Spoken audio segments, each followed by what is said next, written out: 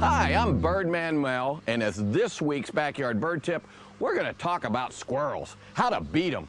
Nothing makes many people more angry than watching our fuzzy friends consume the feed they intended for the birds. There are few guaranteed squirrel solutions, but I found the following to be the closest to 100% squirrel frustrating.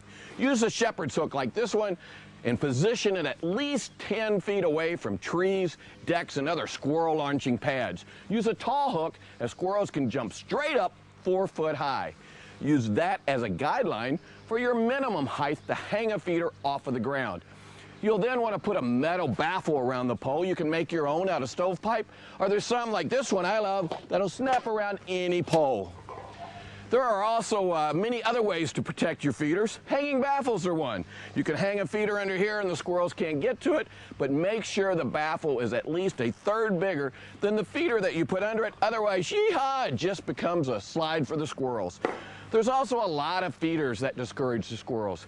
My favorite is the twirl squirrel. A squirrel jumps on there and whoo, away he goes, twirling away, and he says, I don't like being dizzy. I'm gonna head out to the neighbors or to the woods for an easier meal. There's other feeders where when he jumps on the bar, it closes. No food for Mr. Squirrel here. And also there's feeders that are inside of a cage. He can't get into the good eats. You can also make or buy a cage to put your feeder inside of so that the squirrels can't get to your feed. But remember, none of these things are guaranteed. Squirrels can attack anything, but these are the closest to 100%. And whatever you do, never, ever surrender.